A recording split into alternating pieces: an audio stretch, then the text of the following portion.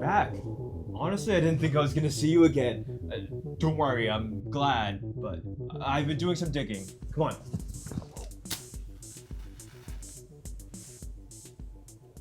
How did I not know that I was cursed? I mean, how are you supposed to tell if you're cursed? I've never been cursed like this before. Not like this. I mean, there's a few indicators that would show. I mean, basic protection would help, but my mental and physical health would be a sign. If I was getting symbolic images or intuition, when I lit my protection candle, it seemed to help with the psychological aspect of the spell, at least. Whoever cast the spell wanted to keep me performing and forgetting. It's almost like they took over my mind. I still can't physically leave either. But you're here, which means you can get past the barrier. Now I just need to.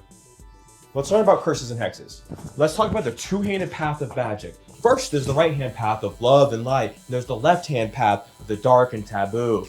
But when you first enter the craft, they speak of the left-hand path as being forbidden, but we'll get into that later.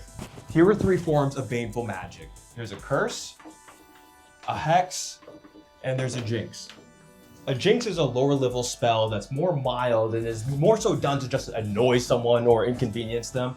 Hex, on the other hand, is a little bit more damage, kind of like a sickness would, usually done only once. Meanwhile, a curse, though, is a lot more impactful, lasts longer, it can even be generational, does the most amount of damage. We can kind of see a three-tiered system of the amount of damage that a baneful magic does. The more you get over here, the more harm, the more time, and the harder it is to get rid of. Now that we know what the type of harmful magic there is, we need to be able to identify it. Let's use the lens of the elemental forces. First, there's the element of water. Okay. Water is the element of intuition and knowing, so I feel like I would simply know or get an impression if I had a curse or something like that, but something was kind of blocking me. I mean, obviously now I know that I'm cursed, but like, I feel like it was hidden from my intuition. Next, there is earth, the element of the material and physical. Yeah. If I started to fall physically ill, or if I found something physical on my property, like an object of a curse or something, then I would know I've been cursed. But I didn't find any objects, and I'm feeling okay besides the brain torture I just went through. It can also present itself as physical life actually dying or decaying, but I don't got any plants in here, so I should be okay. Then there's the element of air, divination, and the mental.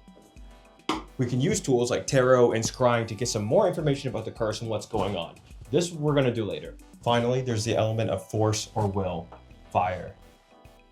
This one I would know if someone's casting on me. It's the element that represents our strength and our will. And I don't feel weak or anything, but we can ask the flame. The flame always knows. Come with me. We need to divine intuition. As I said, sometimes you just have to speak about it. I'll use my tarot cards.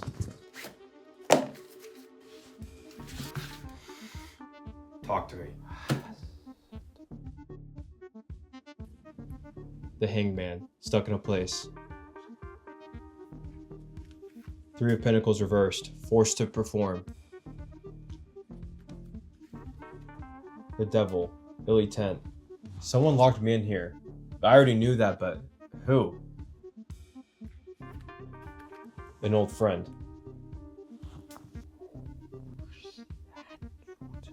An old friend locks me away in a curse waiting for me to rot. I mean, now that I know what's going on, it's time for me to break out.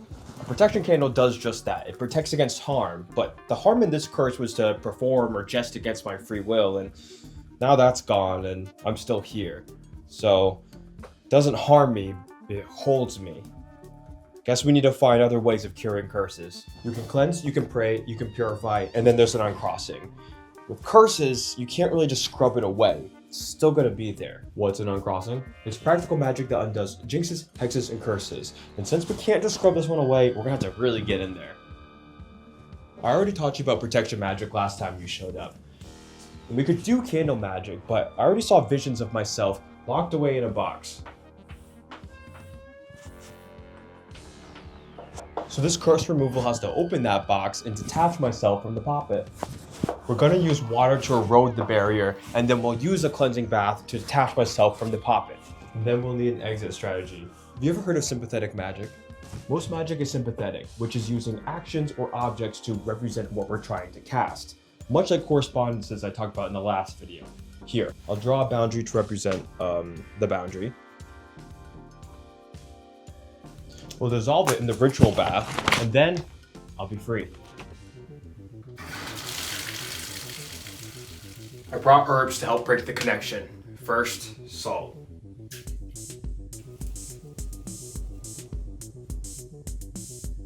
The correspondence.